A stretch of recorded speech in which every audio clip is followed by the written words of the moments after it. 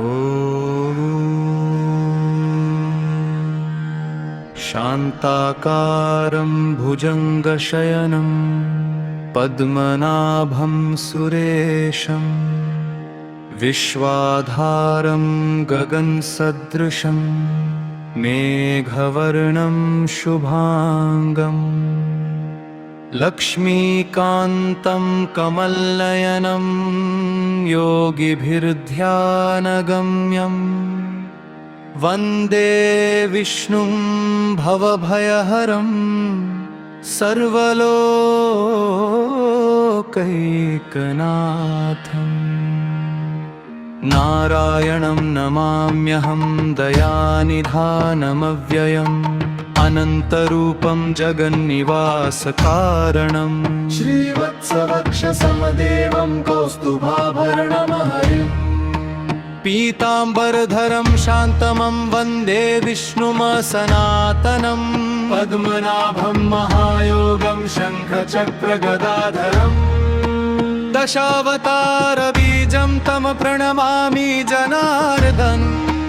मत्स्यकूर्मं वराहद्ये लोकसंरक्षणमकृतं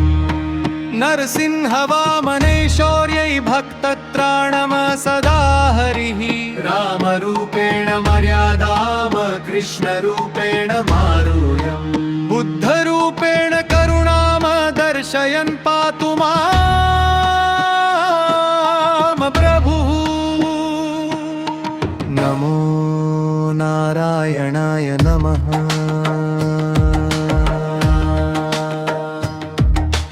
नमो भगवते वासुदेवाय नमः त्रैलोक्यनाथं विश्वेशं सर्वभूतहिते रतं सर्वज्ञं सर्वशक्तिं तं वन्दे विष्णुं परात्परं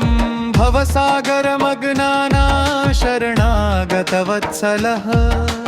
नामस्मरणमात्रेण मोक्षमार्गमप्रदर्शयेत् अज्ञानतिमिरध्वान्तं ज्ञानदीपप्रकाशक हृदि संस्थाप्यते नित्यं भक्तिभावसमन्वितः यस्य नाम स्मृतो पापं क्षीयते क्षणमात्रतः तं देवं पुण्यरूपं च भजामि पुरुषोत्तमम् कालस्वरूपो भगवान् कालातीतो निरञ्जन सृष्टिस्थितिलयकर्ता विष्णुरेक सनातनम् नमो नारायणाय नमः नमो भगवते वासुदेवाय नमः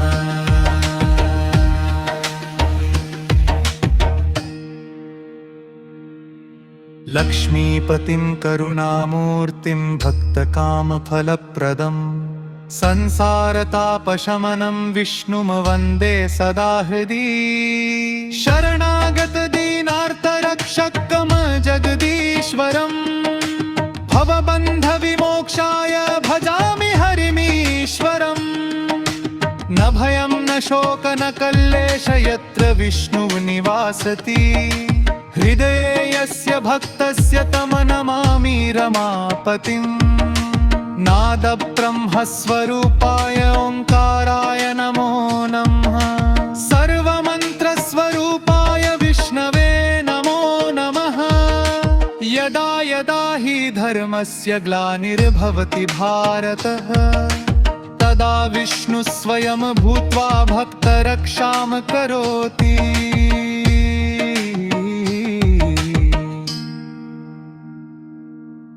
नमो नारायणाय नमः नमो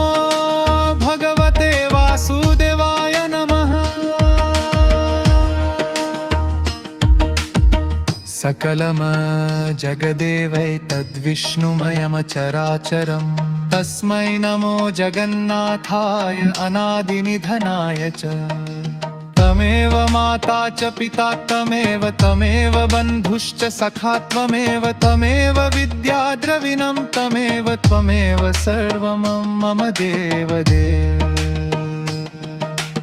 इति स्तुत्वा जगन्नाथं भक्त्या भावसमन्वितः लभते परमां शान्तिं विष्णुलोकं सनातनम् यः पठेत् भक्तिभावेन विष्णोस्तुतिमिमां शुभाम् सर्वपापविनिर्मुक्तो विष्णुसायुज्यमाप्नुयात्